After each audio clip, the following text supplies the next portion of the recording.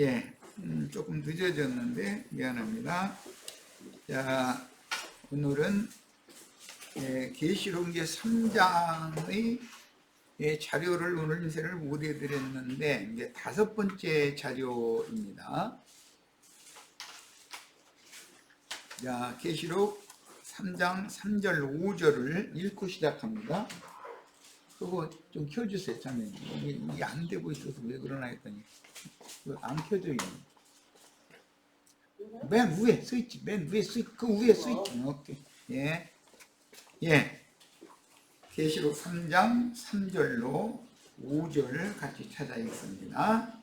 만일 읽게 아니하면 내가 도둑같이 이르리니 어느 때에 3장 3절에서 네게 어느 때 네게 이르는지 네가 알지 못하리라 그랬어요. 주님께서는 이게 도둑같이 임하겠다는 말씀이 성경에 여러 번 계시가 됐는데 우리는 베드로후서 3장 7절로 10절을 찾아 읽겠습니다.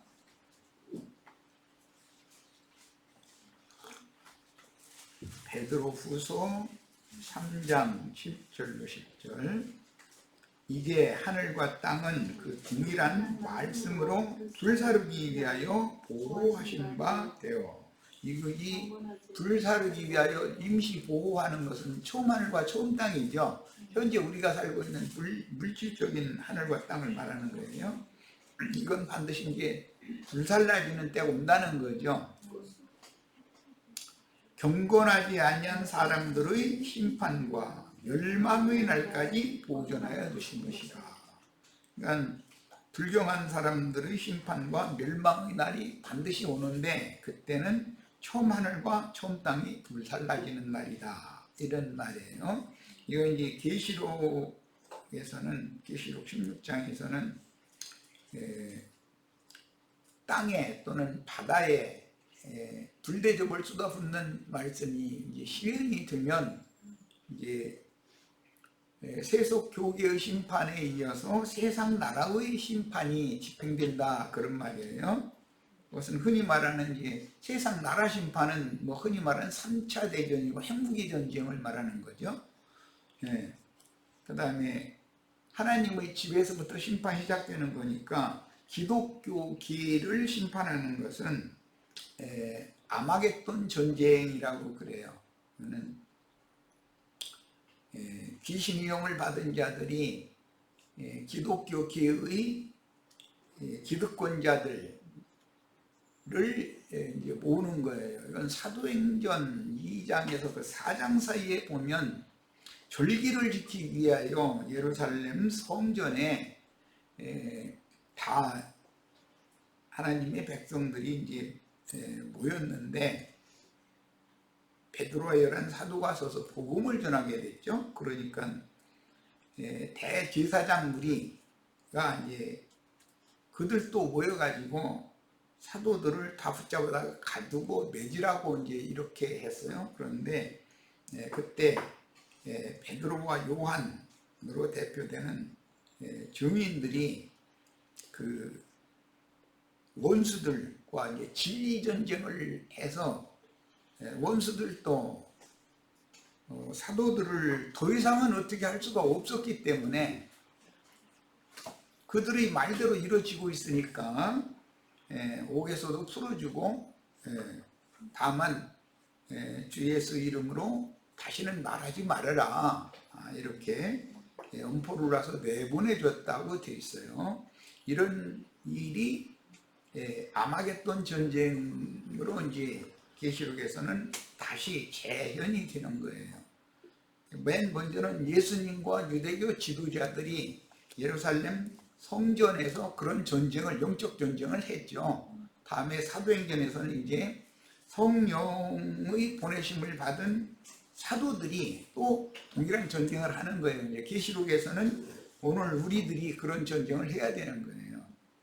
그럼 그들은 어디에 지금 오늘날은 모일 것이냐, 총회니 노회니 이제 이런 데로 주민들을 소환해가지고 이제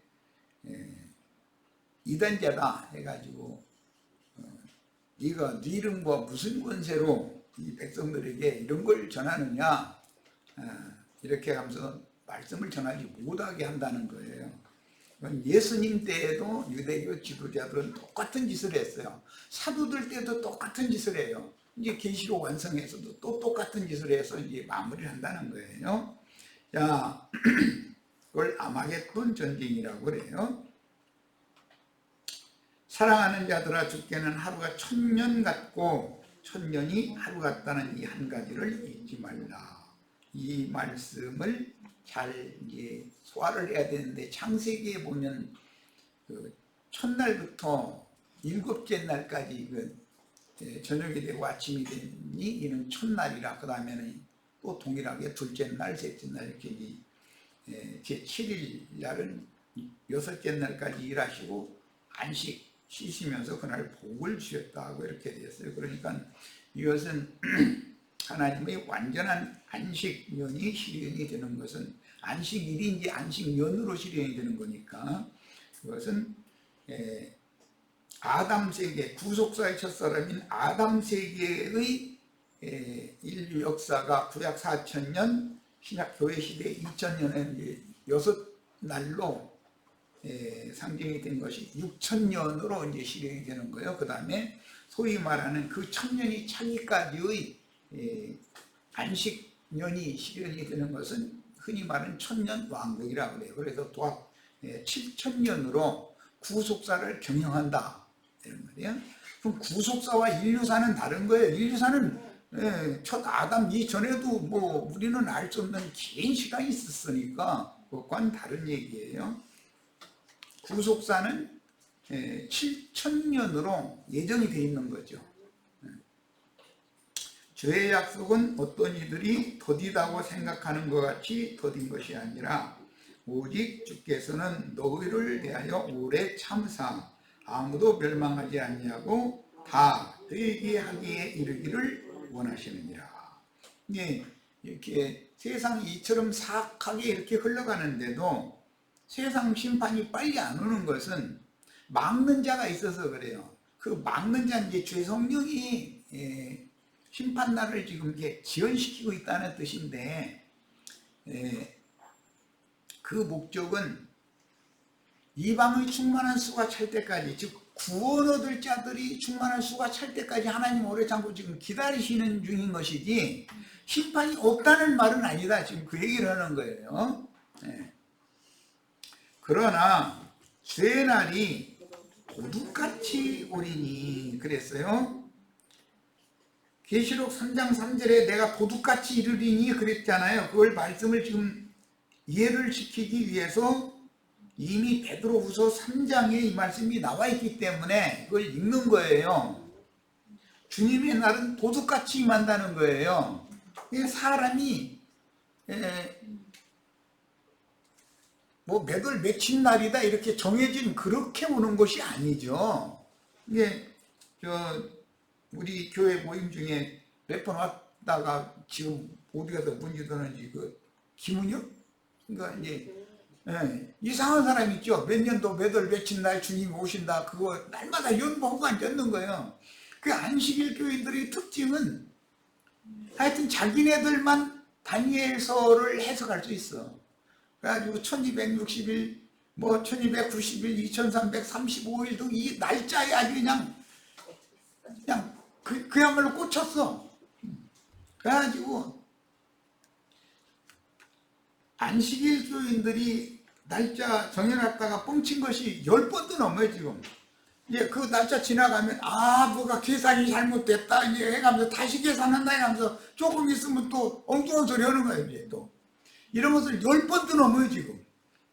그 지난번에 김은혁이도 엉뚱한 소리 하길래, 아니 이미 지나갔는데 그럼 어떻게 할 거예요? 그때 나랑 약속했잖아. 만약에 김은혁 씨가 말하는 뭐 작년이지, 그러니까 뭐 3월 며칠 날부터인가 뭐 1260일 동안 하늘이 닫혀서 비가 안 온다고 했었길래, 만약에 비 한 방울이라도 내리면 그러면 내 말 듣고 김은혁 씨 지금까지 그거 쓸데없는 짓 하는 거 놔버릴 거야? 그러고 여기 올 거야? 그랬더니 그런데 그러고 약속했어. 그럼 약속을 지켜야 되잖아. 그런데 그 사람들은 나중에 겨우 한참 있다 와가지고 한 소리가 그때 계산을 잘못해서 그래서 똑같은 얘기를 또 하는 거야. 이미 나는 그걸 안식일 교인들의 습성을 이미 다 알고 있는데 참 어리석은 자들이죠. 그래서 그날에는 하늘이 큰 소리로 떠나가고 물질이 뜨거운 불에 풀어지고 땅과 그 중에 있는 모든 일이 드러나리로다 그랬어요. 도둑같이 오시는 날이 이날이다 이런 거예요. 자, 이제 계시록 16장 13절로 16절 또 내가 봄에 개구리 같은 새 더러운 영이 용의 입과 짐승의 입과 거짓 선지자의 입에서 나오니 그들은 귀신의 영이라. 예, 여기 용, 그 다음에 짐승, 거짓 선지자 이 세 무리, 부류 이것을 잘 기억하시기를 바라요. 그런데 그 세 거짓 영이 나오는데 그들은 전부 귀신의 영이다. 엊그제 우리 뭐 귀신이란 뭔가 귀신이 언제부터 생겼나 또 뭐 중집회 때 했는데 용이라는 것은 아담 창조 이전에 있었던 거죠. 큰 용, 공룡 시대라고 그러는데 용들의 대표가 공룡이라는 게 뱀, 큰 뱀이 용이잖아요. 옛뱀, 큰 용, 마귀, 사탄 뭐 이렇게 표현했어요. 첫 아담 이전에 이미 이런 것들이 이제 타락한 천사장과 그 천사장을 따르는 공중권세 잡은 악의 영들이 있었어요. 그 악령들을 그때 당시 첫 아담 이전 사람들이 받아들여 가지고 그 악령들과 사람의 영혼이 연합이 된 상태에서 세상에 이제 심판이 와버렸기 때문에 그 사람들이 육신의 몸은 죽었지만 그들의 영혼은 음부로 원래는 내려가야 되는데 그때는 음부가 없었기 때문에 몸을 잃고 떠돌아다니다가 아담 세계의 인간들에게 임의로 들어와서 악한 생각, 더러운 생각, 뭐 음란하고 미워하고 뭐 등등 이런 것들을 자꾸 넣어줘가지고 마귀의 일에 쓰임을 받게 하는 거예요. 그게 귀신들인 자들인 거죠. 그런 얘기는 이제 지난 중집회 때 충분히 말씀 나눴어요. 자, 그 귀신의 영들은 하는 짓이 이적을 행하는 거예요. 이적 행하는 건 오순절 운동하는 사람들이 주로 순복음교회 사람들이 기적이 있을지어다 뭐 이래가면서 오늘 뭐 어디 이렇게 가르쳐가면서 뭐 배 아픈 무슨 뭐 암이 있는 사람 오늘 고침 받았습니다 하면 할렐루야 하고 난리가 나죠. 그런 짓거리를 한다 이거예요. 이게 그런 하나님은 그런 이상한 어떤 행위를 절대 하시지 않는다. 매우 정상적으로 어떤 일을 하는 거예요. 온 천하 왕들에게 가서 이적을 행하는 짓이 이거예요. 온 천하의 왕들이라는 것은 이제 계시록 17장에는 음녀의 7머리들이고 그들이 땅의 왕족들이다 그랬잖아요. 계시록 17장 5절 이하에 보면 그랬잖아요. 이게 천하의 왕들이에요. 땅에서 올라온 짐승들이에요. 그런 그들한테 가서 하나님과 전능하신 이의 큰 날에 있을 전쟁을 위하여 그들을 모으더라 그랬어요. 귀신의 영들이 이들을 모으면 기독교 무슨 총회라고 하는 곳에 다 모이겠죠. 무슨 노회 이게 다 모일 거 아니에요. 그런데 내가 볼 때는 크리스마스나 소위 말하는 또 추수감사절이나 이때는 모든 그 어린 신자들과 가라지가 전부 성당 예배당에 다 모이는 때잖아요. 그러니까 그때가 이 하나님께서 음녀를 벌거벗겨서 불사르기 위하여 아마겟돈 전쟁을 하게 하는 때일 가능이 참 많다고 생각해요. 그들이 하여튼 공적으로 모이는 날이야 되는 거니까. 보라, 내가 도둑같이 오리니. 도둑같이 오신다는 계시록 3장 3절 말씀이 반복되고 있죠. 아까 베드로 후서에서도 읽었고 계시록 16절에도 또 같은 말이 또 나오고 있어요. 누구든지 깨어 자기 옷을 지켜 벌거벗고 다니지 아니하며 자기의 부끄러움을 보이지 아니하는 자는 복이 있도다. 새 영이, 이 새 영은 용, 짐승, 거짓 선지자예요. 히브리어로 아마겟돈이라는 말은 전쟁터라는 뜻이고 무깃도 골짜기라고 그러죠. 아마겟돈 골짜기는 구약 성경에는 무깃도 골짜기예요. 요시야 왕이 그곳에서 바로 느고에게 전사당했잖아요. 전쟁터인 자칭 유대인들의 공회, 그게 영적 전쟁터지요. 예수님 공회로 잡아다가서 우리의 법에 의하면 너는 마땅히 죽을 자다 해가 정죄하잖아요.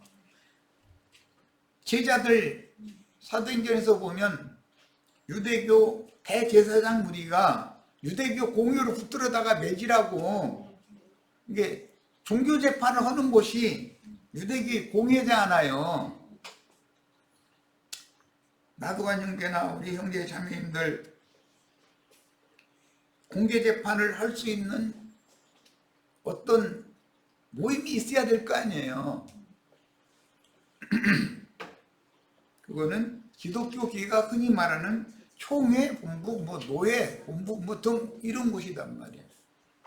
거기에서 교회법을 자기네들끼리 결정해가지고 누구누구는 이단이다 한번 하면은 이단으로 딱 공포가 돼버리는 거잖아요.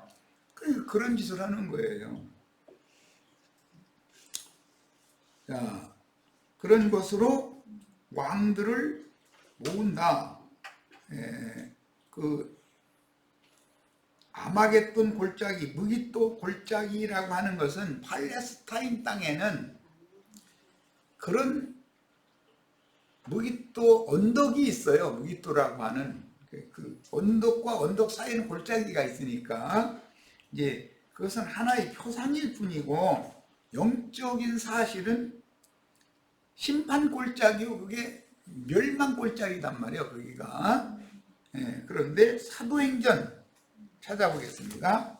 4장 1절로 12절을 같이 한번 설명 없어도 이미 내가 여러 번 증거를 했기 때문에 알 수가 있어. 읽으시면 사도들이 백성에게 말할 때 제사장들과 성전 맡은 자와 사두개인들이 이르러 예수 안에 죽은 자의 부활이 있다고 백성을 가르치고 전함을 싫어하여 그들을 잡음에 날이 이미 저물었으므로 이튿날까지 가두었으나 말씀을 들은 사람 중에 믿는 자가 많으니 남자의 수가 약 5천이나 되었더라. 그러면은 어린아이와 여자를 빼고 남자만 5천이니까 적어도 2만 명 이상은 믿었다. 지금 그 말이겠죠? 그래서 나중에 저 뒤에 보면 예루살렘에 믿는 이가 수만 명 있는데 야고보와 함께 성전에도 모이는 그런 사람들이잖아요. 여기 이제 남자만 계수되는 것은 계수법이에요. 민수기 오늘 뭐 설명을 다 할 수는 없지만 어린아이와 노약자, 여자는 천국에 들어갈 그 전사로서 계수가 안 되는 거예요. 20세 이상 된 남자 60세까지만 계산을 하는 거예요. 그들만 하나님의 군대가 되는 거예요. 미카엘의 군대. 이런 거에 대해서는 기본적으로 아셔야 돼. 자, 우리는 다 전사가 되셔야 되는 거예요. 5절 이튿날 관리들과 장로들과 서기관들이 예루살렘에 모였는데 대제사장 안나스와 가야바와 요한과 알렉산더와 및 대제사장의 문중이 다 참여하여 사도들을 가운데 세우고 그때 예수님 붙잡아다 했던 것과 똑같은 짓을 하는 거죠. 지금 너희가 무슨 권세와 누구 이름으로 이 일을 행하였느냐. 이게 얼마나 중요한 말이지. 이건 복음서에도 예수님 보고 유대교 공회에 붙잡아다 놓고 이렇게 물어봤죠. 네가 무슨 권세와 누구 이름으로 이 백성들을 가르치느냐라고 예수님한테 따졌어요. 예수님이 난 무슨 권세로 이 백성들을 가르친다 이렇게 말씀하신 게 아니라 나도 한 가지 너희한테 물어볼란다. 뭘 물어봤죠? 요한의 세례가 어디로 쏘냐? 하늘로 쏘냐? 사람에게로 쏘냐? 이렇게 역질문을 했죠. 그런데 저희끼리 가서 상의해 보니까는 야 하늘로 쏘라 그러면 아니 하늘로서 보냄받은 세례 요한에게 너희는 왜 가서 세례를 안 받아 그러면은 그것이 안 되겠고 사람에게로 쏘라 그러면은 왜 하나님의 말씀은 그거 무시해버리고 인간 교훈만 주장하려고 그래요? 그럼 또 그것도 안 되겠고 그러니까 에이 우리 모르겠어 이래 되는 거예요. 그게 양심 찔리는 짓거리를 한 거죠. 그러니까 예수님도 나도 너에게 이르지 아니하리라 이렇게 답변하셨어요. 이건 기본적으로 알고 계셔야 돼. 무슨 권세와 누구 이름으로 이르느냐 이 백성들을 가르치느냐 그러면 소위 말하는 목사 찍매놔봐 그 말이잖아요. 신학교는 장로교단 신학 나왔느냐 뭐 성결교단 신학 나왔느냐 이제 이런 걸 물어보는 얘기예요. 그들은 그런 것을 나왔으니까 자기네들은 백성들을 가르칠 권세가 있다고 자부하니까. 그런데 그들이 세상 나라의 어떤 조직신학 어떤 교단의 조직신학을 나온 것에 근거해서 목사라는 직임을 가지고 말씀을 전하는 것은 용에게 그런 권세를 받은 것이지 하늘에 하나님께 받은 게 아니다라는 것이 계시록 13장에 나오는 말이죠. 그들은 하나님의 지팡이인 것처럼 함부로 휘두르대고 있지만 그것은 용이 그들에게 준 권세다 이 말이야. 예. 이걸 알아야 돼. 자 이제 더 읽어나갑니다. 이에 베드로가 성령이 충만하여 이르되 백성의 관리들과 장로들아 만일 병자에게 행한 착한 일에 대하여 이 병자라는 것은 성전 미문에서 구걸하던 사람에게 은과 금은 없지만 나사렛 예수 그리스도 이름으로 일어나서 걸으라 해가지고 그가 뿔떡 일어나가지고 걷기도 하고 뛰기도 하면서 성전 안으로 들어가면서 하나님을 찬양했다 이 얘기죠. 그것 때문에 지금 시비가 붙은 거예요. 말하자면 이 사람이 어떻게 구원을 받았느냐고 오늘 우리에게 질문한다면 너희와 모든 이스라엘 백성들은 알라. 너희가 십자가에 못 박고 하나님이 죽은 자 가운데서 살리신 나사렛 예수 그리스도의 이름으로 이 사람이 건강하게 되어 너희 앞에 섰느니라. 이 예수는 너희 건축자들이 버린 돌로서 집 모퉁이의 머리통이 되었느니라. 다른 이로서는 구원을 받을 수 없나니 천하 사람 중에 구원받을 만한 다른 이름을 우리에게 주신 일이 없음이라 했더라. 그들이 베드로와 요한이 담대하게 말함을 보고 그들이 본래 학문 없는 범인으로 알았다가 이상히 여기며 또 전에 예수와 함께 있던 줄도 알고 또 병 나은 사람이 그들과 함께 서 있는 것을 보고 비난할 말이 없느니라 명하여 공회에서 나가라 하고 그게 공회에다 붙잡아다 놓고 이 일을 한 거예요. 나가라 공회에서 나가라 하고 서로 의논하여 이르되 이 사람들을 어떻게 할까? 그들로 말미암아 유명한 표적 나타난 것이 예루살렘에 사는 모든 사람에게 알려졌으니 그 유명한 표적이라는 것은 성전 미문에 앉아서 날 때부터 일어서지도 못하던 안전뱅이가 치료를 받고 하나님을 찬양한 그게 표적이잖아요. 그들이 볼 때는 우리 형제 자매님들이 그런 표적을 다 실현해 가지고 오늘 하나님의 성전인 주님의 몸된 교회에 와가지고 주님을 찬양하게 된 거잖아요. 그러니까 현상적으로 그렇게 됐으니 뭐라고 더 이상 트집 잡을 수도 없더라는 거예요. 그러니까 그냥 다시는 그 이름으로 말하거나 가르치거나 그렇게 하지 말어. 그래가면서 달래가면서 내보내줬다는 거예요. 이런 전쟁이 아마겟돈 전쟁이라는 거예요. 이게. 그러니까 그들이 자기네들이 기득권을 가졌다고 생각하는 그런 것을 가지고 누구의 생각을 따라서 종교적인 권세가 있는 줄로 알고 자기네 편 다 불러 모아가지고 이러고 진리의 증인들을 붙잡으다가 거기서 영적 변론을 하는 것이 아마겟돈 전쟁인 거다라는 말이에요. 잘 이해하셔야 돼요. 아마겟돈 전쟁과 3차 대전과는 다른 거예요. 먼저 하나님의 집에서부터 이런 심판이 있는 거예요. 그들이 입을 딱 틀어 막아야 돼. 우리 형제 자매들은 이렇게 하면 전쟁에서 승리하는 거예요. 그게. 그러면은 그들의 모든 부당한 것들을 온 천하에 다 드러내놓고 이제 벌거 벗긴다 그러는데, 드러낸 다음에는 그 다음에 이제 불로 살아버린단 말이에요. 이제 불심판은 나중에 오는 거예요. 자, 아마겟돈이라 하는 곳으로 왕들을 모으더라 그랬는데, 이 왕들은 계시록 17장 보겠습니다. 음녀의 7 머리들이고 그들은 땅의 왕족들이다 그랬죠. 9절 보겠습니다.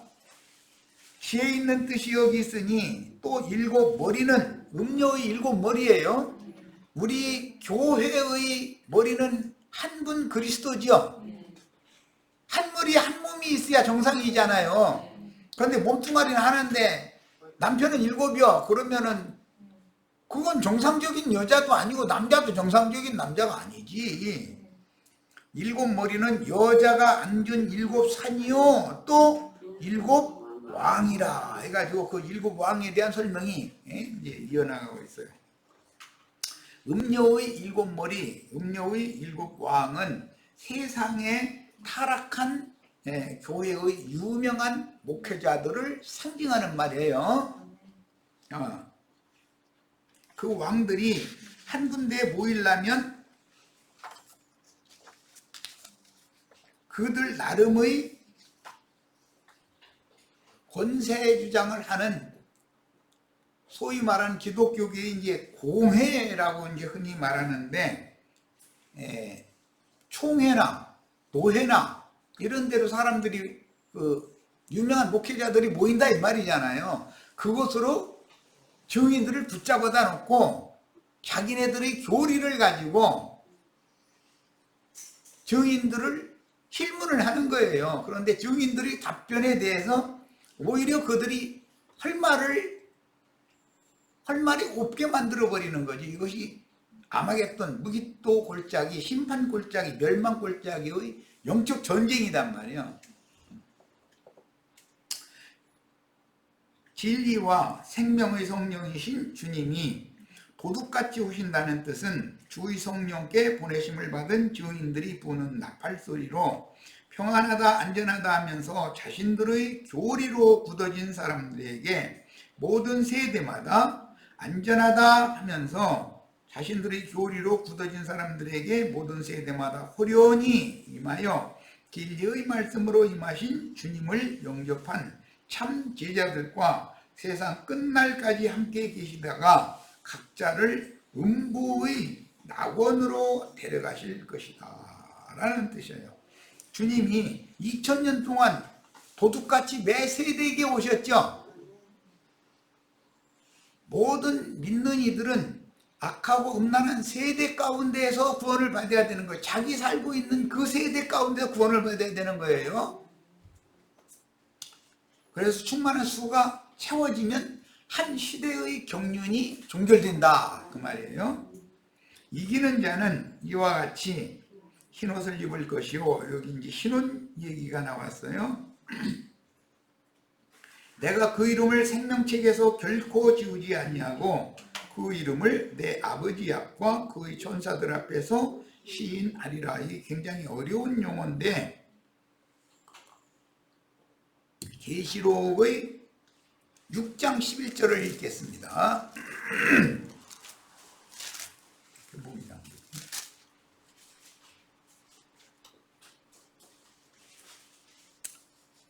네, 6장 10절 11절 읽겠습니다. 큰 소리로 불러 이르되 이 사람들은 누구죠? 하나님 말씀과 그들이 가진 증거로 말미암아 죽임을 당한 영혼들이에요. 그런데 하나님의 성전의 제단 아래에 있어서 큰 소리로 불러 이르되 거룩하고 참되신 대주제여 땅에 거하는 자들을, 이건 땅에 거하는 자들이 하늘에 거하는 자들, 땅에 거하는 자들, 바다에 거하는 자들 세 부류가 있죠.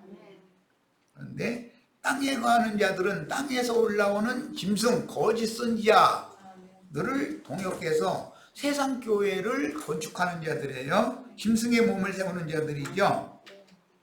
땅에 거하는 자들을 심판하여 우리의 피를 갚아주지 아니하시기를 어느 때까지 하시려 하나이까. 그러니까 증인들을 죽이는 건 땅에 거하는 자들이라는 걸 알 수가 있죠. 유명한 목사들과 동역하는 종교에 불붙은 사람들에 의해서 진리의 증인들이 박해당하고 죽임당해서 그 수를 채우는 거예요. 세상 사람들이 여기 우리만 해도 여기 저 달마다 바로 이 옆에 여기 관악산 놀러가는 아저씨 아주머니들이 많지만 그분들이 여기 들어서 나 잡아다 매지려고 뭐 그렇게 이단적인 그거를 말씀 가르치지 말라 이런 설 필요가 없잖아요. 그 사람들은 세상 사람들이니까 이런 거에 진리의 증거에 대한 관심도 없어요. 그런데 기독교인들이나 자신들의 교리가, 조직신학 교리가 진리다라고 철두철미하게 믿는 사람들이나 성경의 말씀 진리만을 믿는 사람들을 미워하고 박해하게 돼 있는 거다 이 말이에요. 관심이, 세상 사람들은 관심이 없죠. 자, 각각 그들에게 흰 두루마기를 두시며, 여기 흰 두루마기를 주셨다 그랬는데 이게 흰옷이죠. 두루마기라는 말은 우리말로 이제 두루마기라고 그랬고 겉옷이다라는 말이에요. 이르시되 아직 잠시 동안 쉬되 그들의 하나님 말씀과 그들이 가진 증거로 말미암아 죽임을 당한 영혼들의 동무종들과 형제들도 자기처럼 죽임을 당하여 그 수가 차기까지 하라. 그러니까 잠시 지나면 이 수를 채울 거다라는 말이고, 계시록 저 뒤에 이제 13장 15절에 의하면 짐승의 표를 받지 않는 자는 수가 몇이든지 다 죽인다 그랬죠. 그렇게 하면 수를 채우는 거잖아요. 그리고 14장 13절로 16절에는 흰 구름 위에 예리한 낫을 가진 인자 같은 이가 땅에 모든 곡식을 거둬서 다 추수하는 말씀으로 이어지잖아요. 그러니까 추수라는 것은 짐승들에 의해서 수가 몇이든지 다 죽임당하는 것이 영적 추수지요. 이것을 잘 깨달으셔야 돼.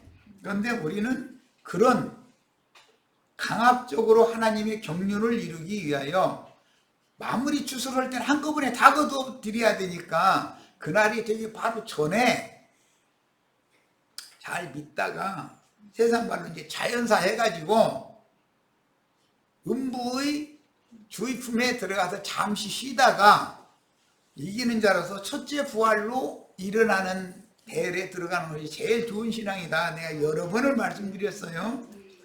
왜 이 얘기를 하느냐면은 짐승 때 그 악한 날에 짐승의 이름이나 그 이름의 표시를 받지 않고 순교자가 된다는 것은 그렇게 믿을 수가 없다 이거예요. 쉬운 일이 아니니까. 사람이 육신을 박해하고 죽이는 그런 포악한 짐승들에게 붙들려가서 박해를 잠도 안 재우고 뭐 고춧가루를 뭐 고속에다 들어 부어가면서 뭐 어제든가 내가 잠깐 텔레비전 보니까 뭐 박정희 때 이제 그런 일을 했다고 이제 그게 이제는 다 밝혀지는 거지 이제. 그런데 뭐 참 무지한 짐승놈들이죠. 그리고 뭐 사람 이름 때문에 그렇지만 그때 당시 그 대법원장이 민복기라는 미친놈이 이제 대법원장까지 해먹었는데 다 간첩으로 몰아가지고서 전부 다 사형 판결을 내렸는데 불과 하루도 지나기 전에 18시간 만에 다 죽여버렸다는 거예요. 서대문 형무소에서. 그런데 그 가족들은 면회를 하려고 이제 그냥 밥도 안 짊어지고 뭐하고 이제 왔는데 다 사형당해서 죽었다 이러니 얼마나 정신이 하나 없겠어요. 그러니까 시신이라도 수습해가 시체라도 다 오고 그러니까 시체를 처음에는 내줬다는 거예요. 그 이제 시체를 아무 생각도 없이 콘집에 둘러싸여 있는 시체 이제 가지고 자기네 나름으로 자기네 집안에 장사 지내려고 데리고 가는데 갑자기 막 경찰차가 막 들이닥치더니 시체 뺏어와가지고서는 이거 혼집을 떠들어봤냐 안 떠들어봤냐 막 족치고 안 떠들어봤다고 그럴 경험도 없었다고 그러니까 뺏어가지고 가서 그냥 화장터로 가서 물 사려고 채 한 주먹씩 줬다는 거예요. 그럼 다 알 수 있는 일이죠. 왜 그랬는지. 시체를 살펴봤다가는 사방이 피멍들고 모진 고문받은 흔적이 딱 나타나면은 그거 이제 가족들이 나팔 불어버렸다는 박정희 정권이 무너지잖아요. 그러니까 그런 거 안 보여야 되니까 시체도 그냥 뺏어다가 주의 멋대로 불살르고 나서 채만 줬다는 거예요. 우리는 그런 것까지도 다 당한 민족이에요. 그런데 그런 일은 우리 진실한 믿는 이들을 포악한 짐승들은 무슨 짓을 할지 알 수 없는 거예요. 그렇게 해서 죽이지만 주님의 말씀에 악한 짐승들이 너의 몸을 죽일 수 있지만 너의 영혼을 손댈 수는 없다.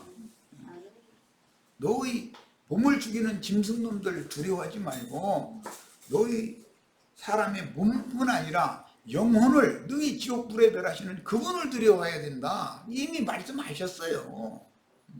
육신이 몸이야 뭐 어차피 벗을 건데 뭐 가족들이 보면 피멍 들고 막 그 고초당한 그런 모습을 보면 눈 뒤집어지죠. 그 뭐 한 것도 모르던 서울대학교 뭐 대학생들이고 대부분 뭐 그냥 회사원들이고 다 그런 사람들이 있었거든.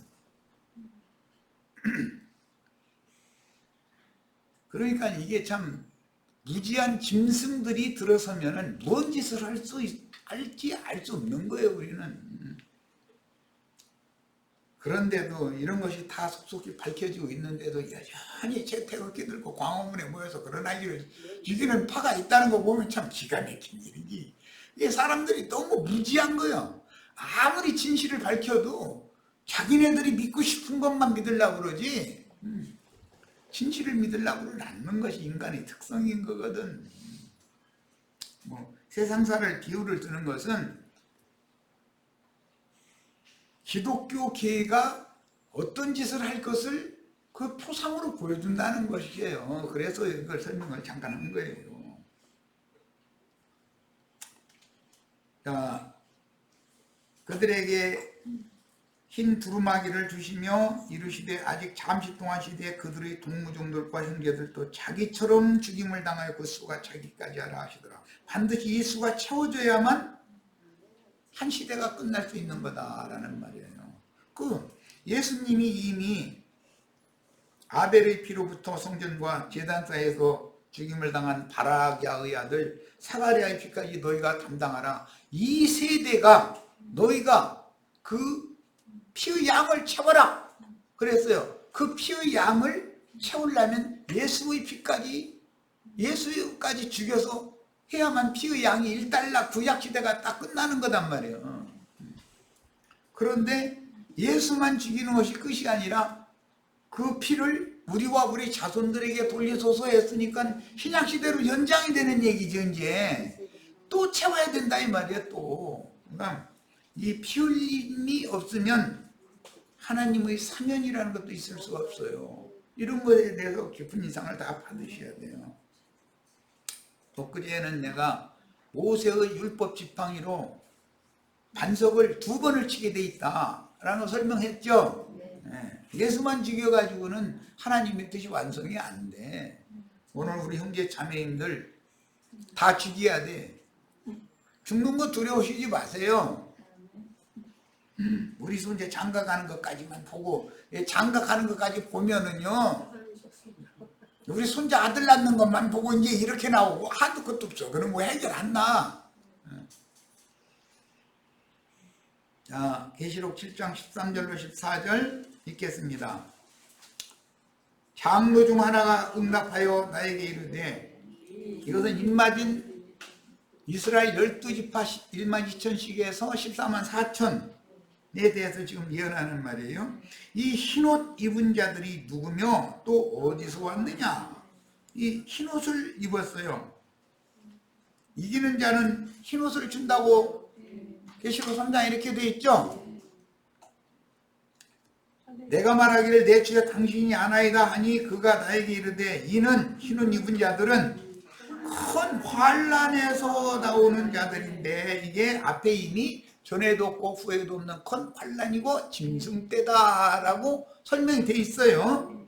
어린 양의 피에 그 옷을 씻어서 희게 하였느니라. 이 옷을 어린 양의 피로 씻어서 희게 하여서 흰옷을 입었다 라는 말은 어린 양의 피에 그 두루마기를 빨아 입었다라고 하는 말과도 같은 뜻이겠죠. 자, 이번에는 계시록 19장 7절로 8절. 자, 읽습니다. 우리가 즐거워하고 크게 기뻐하며 그에게 영광을 돌리세. 어린 양의 혼인계약이 이르렀고 그의 아내가 자신을 준비하였으므로, 그의 아내가 자신을 준비한다라는 것은 신부의 옷을 입고, 여러 번 지금까지 계속 말씀 나누고 있는 집에 있는 교회를 실행하던 자들을 말하는 거예요. 하나님이 보실 때 희다, 의롭다라는 말인데, 의롭게 여기시는 거, 내가 너희는 어디에서 왔는지 도무지 알지 못하노라 라는 말은 집에 있는 교회 생활을 하지 않고 세상 교회 생활하다 온 자들은 버린다 그 말인 거예요.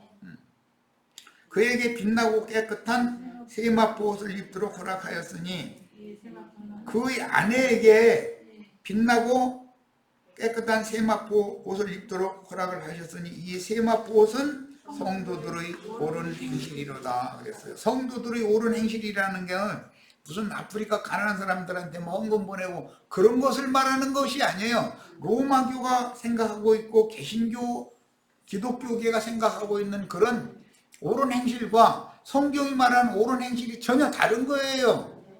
하나님의 의와 사람의 의가 다르다는 걸 아셔야 돼요. 하나님의 말씀과 같이 하나님의 뜻을 이루기 위하여 목숨을 바치는 것만이 하나님 보실 때는 의로운 행실인 거예요. 이들은 성당이나 예배당에 있는 교회를 절대 실행하지 않는다. 그들은 집에 있는 교회를 실행하게 돼 있어요. 이런 거에 대해서 아주 깊은 인상을 받으시기를 바라요. 시간이, 자, 여기까지 해서 첫 시간 마치도록 합니다.